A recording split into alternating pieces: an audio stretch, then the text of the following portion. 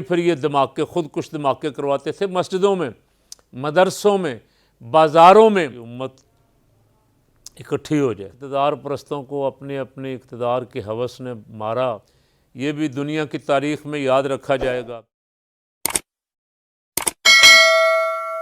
اعوذ باللہ من الشیطان الرجیم، بسم اللہ الرحمن الرحیم. ان اللہ وملائکتہ یصلون علی النبی یا ایہا الذین آمنوا صلوا علیہ وسلموا تسلیما. اللہم صلی علی سیدنا مولانا محمد وعلی آل سیدنا مولانا محمد واصحاب سیدنا و مولانا محمد وبارک وسلم وصلی علیہ.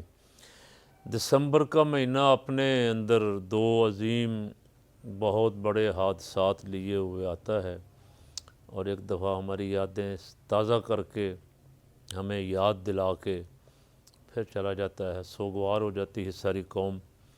پہلا حادثہ تو مشرقی پاکستان کا رونما ہوا، جسے ایک سازش کے تحت پاکستان سے الگ کرنے کا منصوبہ تو بڑی قوتوں کا تھا ہی، اس میں بھارت نے بڑا بھرپور کردار ادا کیا، اور پاکستان کے کچھ کردار ذوالفقار علی بھٹو، جنرل یحییٰ خان اور شیخ مجیب الرحمن، یہ بھی اس کے 3 مرکزی کردار تھے. حمود الرحمن کمیشن رپورٹ وغیرہ چھپ چکی، بہت کچھ آ گیا، اس پہ تفصیلات کی ضرورت نہیں ہے. ہماری بہت ساری حماقتوں، غلط منصوبوں، ایسی بیکار پالیسیوں کی وجہ سے انڈیا کو موقع ملا، اور اس نے مشرقی پاکستان کے لوگوں کو ورگلایا، اور کچھ وہاں سے اعلیٰ کار غدار مل گئے اسے، جنہوں نے اس کی مدد کی پاکستان کو توڑنے میں. اور وہاں مشرقی پاکستان کے لوگ پاکستان سے بے پناہ محبت کرنے والے تھے، اور انہوں نے بلکہ آل انڈیا مسلم لیگ کی بنیاد بھی ڈھاکہ میں رکھی گئی، اور خواجہ ناظم الدین جیسے لوگ، بہت بڑے بڑے لوگ تھے، حسین شہید سہروردی جیسے لوگ، جو قائد اعظم رحمۃ اللہ علیہ کے بڑے قریبی ساتھی تھے، انہوں نے پاکستان کے لیے بڑی قربانیاں دیں. اور بہت سارے آج بھی وہاں لاکھوں کی تعداد میں ایسے ہیں جنہوں نے مشرقی پاکستان کو بنگلہ دیش تسلیم نہیں کیا، اور ان کی خواہش ہے، وہ کیمپوں میں رہ رہے ہیں، ان کی دعا ہے کسی طرح یہ ایک ہو جائے، مغربی مشرقی دونوں مل کے پاکستان، پرانے والا پاکستان بحال ہو جائے، اور رسول پاک صلی اللہ علیہ وسلم کی امت اکٹھی ہو جائے. لیکن یہاں اقتدار پرستوں کو اپنی اپنی اقتدار کی ہوس نے مارا، اور انہوں نے کوشش کی کہ ادھر تم ادھر ہم، اپنا اپنا حصہ لے کے وزیر اعظم بن جائیں. اور سارے تقریباً کردار جو ہیں عبرتناک انجام سے دوچار ہوئے، مجیب الرحمن بھی، بھٹو بھی، یحییٰ خان بھی. بڑا حادثہ تھا جسے کبھی بھلایا نہیں جائے گا. یاد رہے گا کس سازش کے تحت اسے تسلیم کروایا گیا، کس طرح اسے الگ کیا گیا، کون کون سے کردار اس میں موجود تھے.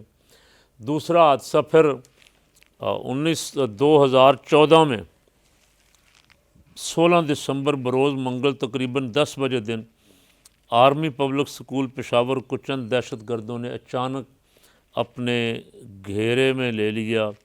والدین اپنے بچوں کو سکول چھوڑنے کے بعد بمشکل گھر پہنچے تھے کہ ان تک یہ جان لیوا خبر پہنچ گئی کہ آرمی پبلک سکول آتش و آہن کی زد میں. دہشت گرد تباہی بربادی کا ساز و سامان اپنے ہمراہ لائے تھے. پٹرول، تیزاب، کلاشنکوف اور دیگر ہتھیاروں سے انہوں نے آرمی پبلک سکول پر حملہ کیا، جیسے کوئی ملک دوسرے ملک کو فتح کرنے کے لیے کرتا ہے. بچے تدریسی سرگرمیوں میں مصروف تھے. اساتذہ کمرہ جماعت میں اپنا اپنا مضمون پڑھا رہے تھے کہ یہ نظم و ضبط کا خوگر ادارہ گولیوں کی آوازوں سے لرزنے لگا. پھولوں کے شہر میں پھولوں کے موسم میں پھولوں ایسے بچوں کو گولیوں کا نشانہ بنا کر درندگی کا ایسا مظاہرہ کیا گیا کہ درندگی بھی شرمندگی میں ڈوب گئی. تربیت یافتہ دہشت گرد بھیڑیوں کی طرح معصوم بچوں پر ٹوٹ پڑے. جو سامنے آیا وہ گولی کی زد میں تھا۔ معصوم بچوں کی آہ و بکا سے سکول کے در و دیوار بھی پرنم تھے۔ ظلم و بربریت کی کہانی یہیں ختم نہیں ہوئی، کیونکہ ایک محب وطن خاتون ٹیچر جو اپنی جان بچا سکتی تھی، وہ دوبارہ اپنے بچوں کو بچانے کے لیے ایک کمرے میں داخل ہو گئی۔ ظالم درندوں نے بچوں کے ساتھ اس کے چہرے پر تیزاب نما کیمیکل پھینک دیا اور پھر اس پر گولیوں کی بوچھاڑ کر دی۔ سکول میں چاروں طرف بستے بکھرے پڑے تھے، قلم زمین کو بوسہ دے رہے تھے کہ انہیں تھامنے والے اب واپس نہیں آئیں گے۔ قیامت سے پہلے قیامت کا منظر اس سکول کی قسمت میں تھا۔ سرکاری اعلان کے مطابق تقریباً 148 طلباء شہید ہوئے۔ معصوم بچوں کو جس درندگی کے ساتھ گولیوں سے چھلنی کیا گیا، ان کے سامنے ہلاکو خان اور چنگیز خان کی بربریت بہت چھوٹی محسوس ہوتی۔ گھر سے اپنے پیاروں کے بوسے چہروں پر سجائے سکول آنے والے بچوں کو کیا خبر تھی کہ آج سکول میں نصابی امتحان کی بجائے موت ان کا امتحان لے گی۔ خدا جانے وہ کون لوگ تھے جو ان معصوم بچوں پر گولیاں چلاتے رہے۔ ان کے ہاتھ تک نہیں کانپے۔ انہوں نے بربریت کی انتہا کر دی۔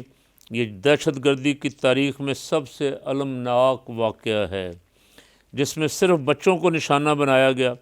قلم کتاب تھامنے والے بچے بارود کی زد میں تھے۔ محترمہ طاہرہ قاضی سمیت بہادر اساتذہ نے دہشت گردوں کا جس دلیری سے مقابلہ کیا، پاکستانی قوم کی نمائندگی کرتا ہے۔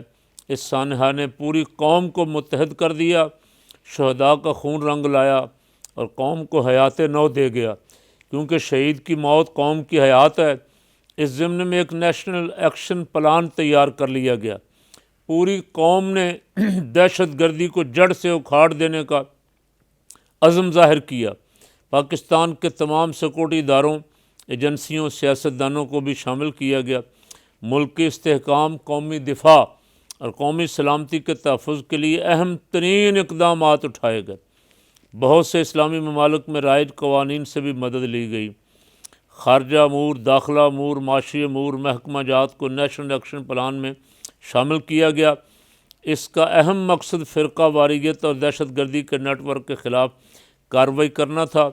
نیشنل ایکشن پلان کی 21 دفعات میں سے چند بہت اہم ہیں۔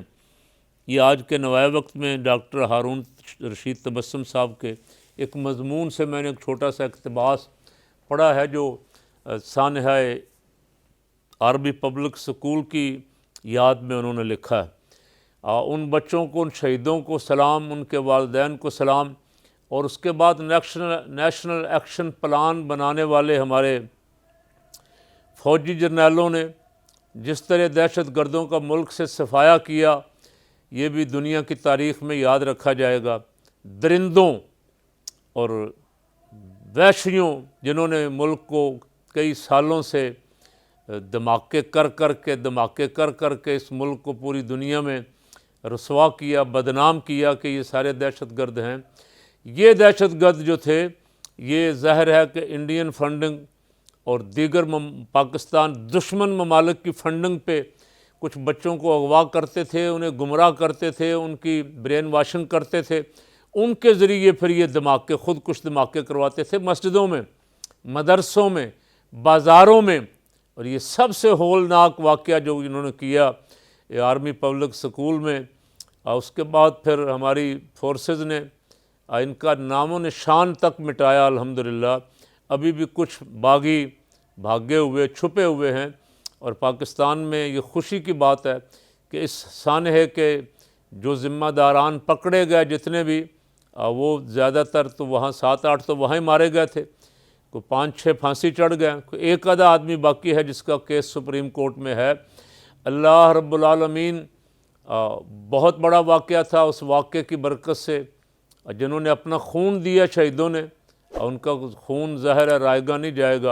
اللہ اس قوم کی حفاظت فرمائے، ان بچوں کی قبروں پہ پھولوں کی برکھا کرے، برسات کرے، اور نور سے انہیں بھر دے۔ ان کے والدین کو صبر جمیل عطا فرمائے۔ پاکستان توڑنے والے کرداروں کو اللہ نے یہاں بھی ذلیل کیا، اور انشاءاللہ آخرت میں بھی ان کے مقدر میں ذلت و رسوائی ہے۔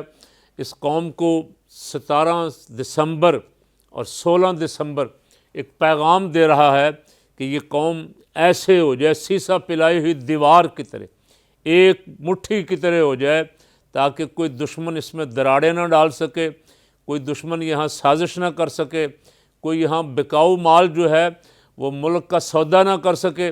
اس ملک کے استحکام کے لیے، اس ملک کے دفاع کے لیے اس قوم کا اتحاد از حد ضروری ہے۔ خدا اس ملک کو صبح قیامت تک محفوظ رکھے۔